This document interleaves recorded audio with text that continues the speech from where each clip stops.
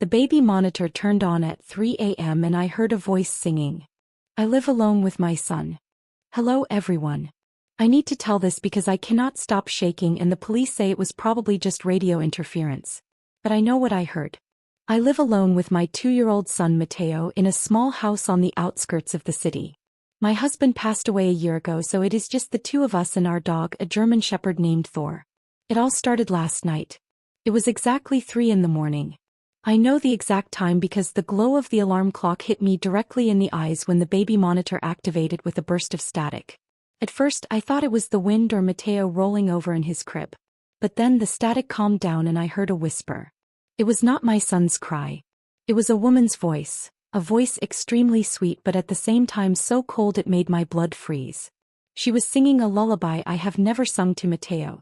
The lyric said something like, "Sleep little piece of heaven, mommy is coming to find what is hers, the earth is cold and time is eternal, but today you will sleep in my crib of smoke." I froze in bed.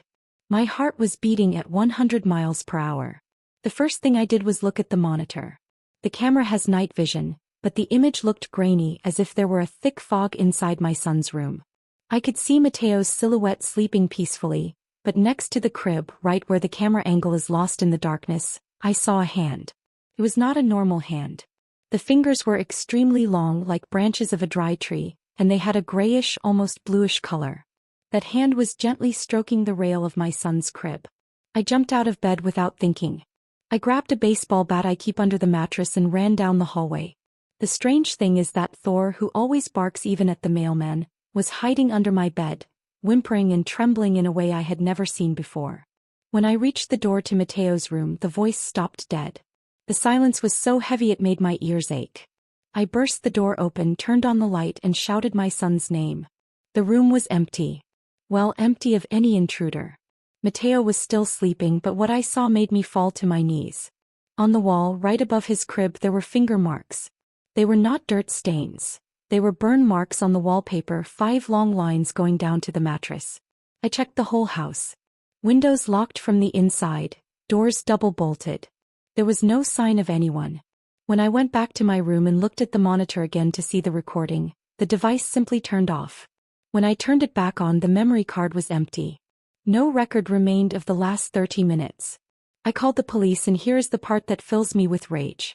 2 officers came, looked at the marks on the wall, and told me it was probably humidity or a short circuit in the wall's wiring. They asked me if I was taking any medication for grief or if I felt very stressed by single parenting. Basically, they called me crazy to my face while I pointed out that my dog still did not want to come out from under the bed. I spent the rest of the night on the sofa with Mateo in my arms and the bat by my side. But here is the worst part and the reason I am writing this at 5 in the morning. 10 minutes ago I received a notification on my phone. My baby monitor has an app that sends motion alerts to the cloud. I opened the app and saw a screenshot saved at 3:15 in the morning. In the photo you can see my back while I was entering Mateo's room with the bat. But what the camera captured behind me in the dark hallway is what has me locked in the bathroom right now. There is a tall figure, over 2 meters tall, faceless, with a tattered wedding dress floating centimeters from my head. It has its long hands stretched toward my neck. And the most terrifying thing is that, while I write this, I just heard the baby monitor turn on again. But Mateo is here with me in the bathroom. The monitor is picking up sound from the empty room, and I hear someone crying. It is not a baby's cry. It is a woman's cry that sounds exactly like my own voice. What do? I cannot leave the house because I hear heavy footsteps in the living room. The police are not coming back. If anyone reads this, please believe what your ears hear and do not let anyone tell you that you are crazy when it comes to protecting your children. Update. Hello to all members of this forum. I write this with my hands trembling and my heart beating at a speed that scares me. If you are reading this from the comfort of your living room, hug your children and give thanks for the silence. I used to love the silence of my house. Now the silence is where she hides. Everything began when the clock hit exactly 3 in the morning. Not 2:59, not 3:01. 3 in the morning sharp. The generic brand baby monitor I bought online, the one that is only supposed to activate with movement or loud noise, exploded into a roar of white static. Imagine the sound of 1,000 radios tuning to a dead frequency at the same time. That noise filled my dark room. Suddenly the static cut out. It was absolute silence that lasted exactly 5 seconds. And then the singing began. It was a female voice, a voice that sounded as if it were submerged underwater, bubbling but melodic. It was singing a lullaby I had never heard in my life. The words were clear, but the tone was erratic, rising and falling in volume as if the person singing were moving in circles around the monitor's microphone. The lyric said exactly this: "Little boy of flesh and bone, time is running out and I want a kiss. Your mother watches you with fear and sorrow, but I bring you a crib of sand. Sleep deep, sleep without light, for soon you will be the one who carries my cross." 100% of my protection instinct activated. I opened the video app on the monitor. Mateo was there, wrapped in his blue blanket. But in the upper right corner of the screen I saw something. It was a shadow of absolute darkness, blacker than the night itself. It looked like an extremely thin human figure hunched over my son's crib. The fingers of that thing were the size of pencils, long and sharp, and were stroking the edge of the crib's wood. The monitor picked up a scratching sound. Click, click, click. Like long nails hitting the plastic. I walked toward Mateo's room. Every step I took made the wooden floor creak. When I reached the door, the singing stopped. I burst in, turning on the light immediately. The room was empty. However, when I looked at the crib, I saw that the wood of the rail had 5 deep grooves, as if someone had run metal claws through it. The wood was fresh, the splinters still hung from the marks. When the officers arrived, a man about 50 years old and a young woman, I showed them the marks. I showed them the baby monitor. I told them about the voice. They looked at each other with that condescending smile. The senior officer told me that in an old house, wood expands and contracts with the cold, causing cracks. He said cheap monitors pick up open radio frequencies from neighbors. They left me there alone with a frightened child and a claw mark that was not there an hour ago. At 4:45 in the morning, the monitor screen lit up again. But it did not show my son's room. It showed the hallway. It showed the exact spot where I was sitting. The monitor camera is fixed, it has no motor to move. But on the screen, the angle was changing as if someone were holding the monitor by hand and walking slowly toward me from behind. I could see my own neck on the monitor screen. And right behind me in the grainy video image, a face appeared. It had no eyes. Just 2 deep sockets filled with something that looked like black oil. The mouth was a torn line that opened from ear to ear, showing rows of small sharp teeth like those of a piranha. The thing put one of its long-fingered hands millimeters from my neck on the screen. I felt a glacial cold on the back of my neck. Suddenly, the monitor emitted a sharp screech. And then the voice returned, but this time it did not come from the device. It came from right behind my right ear. It whispered to me, "The police cannot help you because you are no longer in their world." I jumped off the sofa with Mateo and ran to the car. I drove to the nearest gas station that is open 24 hours. I am here now. I have tried calling my mother, but every time I dial her number, all I hear on the other side is that same lullaby, repeated over and over by different voices. Men, women, children, all singing in unison. "The earth is cold and time is eternal, but today you will sleep in my crib of smoke." 5 minutes ago, I received a text message from my own phone number. It is a photo of me right now taken from the woods surrounding this gas station. In the photo, you can see the back of my car, and through the dirty glass, you can see a long-fingered hand resting on my son Mateo's shoulder. I am losing my mind. The characters on my phone are starting to transform into strange symbols I do not understand. I feel the air getting heavier as if the oxygen were turning into lead. My son is starting to laugh in his sleep and repeat the name of a woman I do not know. He says the lady with the long fingers has promised him he will no longer be cold. I am going to try to drive to the city, toward the central police station.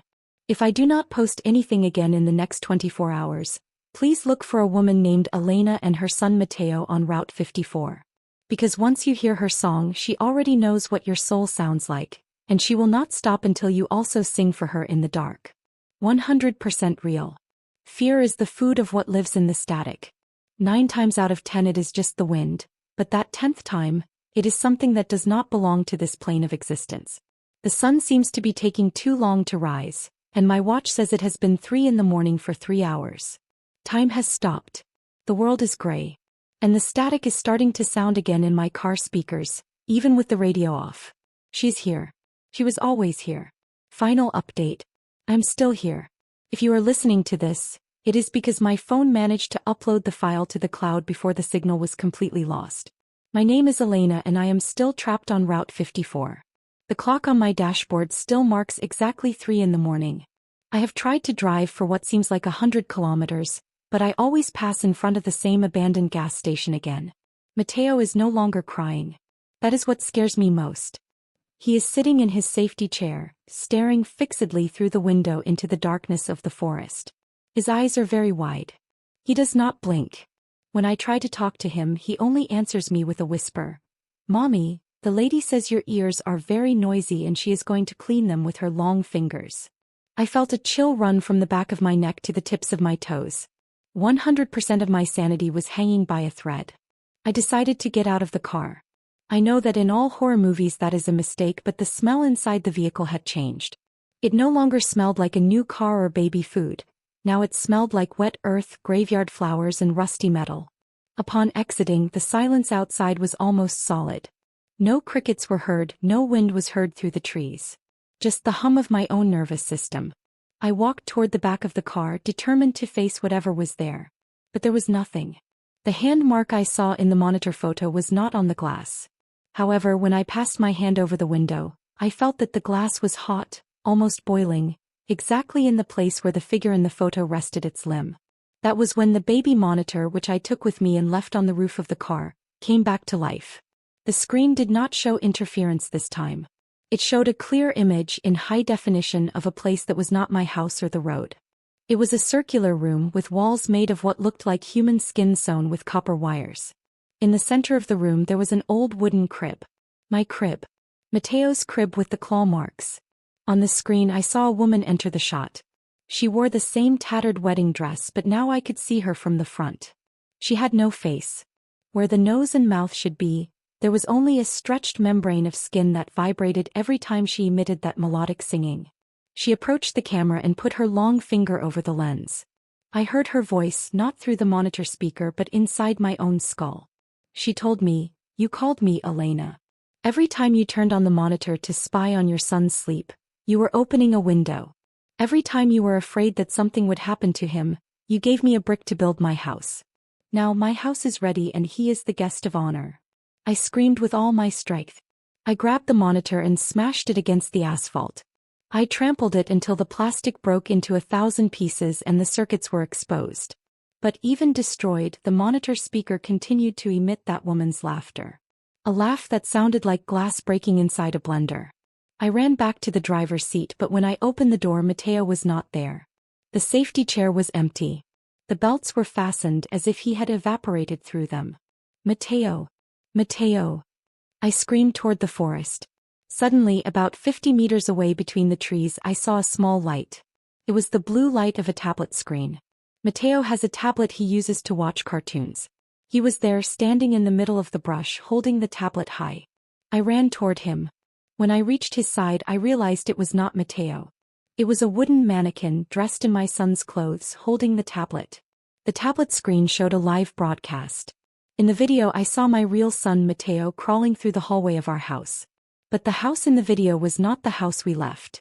The walls dripped a black liquid and the ceiling was covered with thousands of baby monitors, all looking down at him. In the video Mateo stopped in front of my bedroom door. The door opened and I came out. But it was not the me of now. It was a version of me with sewn-up eyes and long fingers, extremely long. That version of me picked him up in her arms and started singing the song. "The earth is cold and time is eternal, but today you will sleep in my crib of smoke."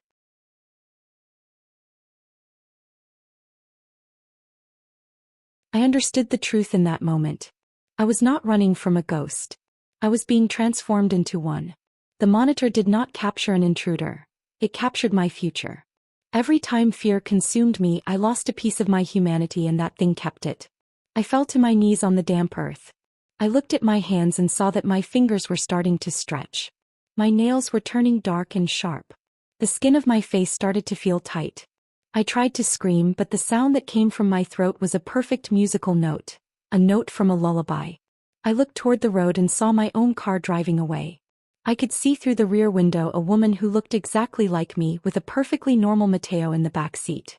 She looked at me through the rearview mirror, gave me a smile full of pity, and kept driving until her taillights disappeared in the dark. He kept my life. He kept my son. She is the Elena the police will see tomorrow. Now I am the one who lives in the walls. I am the one who sings at 3 in the morning through the monitors of strangers, waiting for someone else to feel enough fear to be able to trade places with her. So, if you are listening to this and you have a baby monitor in the next room, I ask you a favor. Turn it off. It does not matter if you hear a noise. If you turn on that screen at 3 in the morning and see me there standing in the corner of the room, do not scream.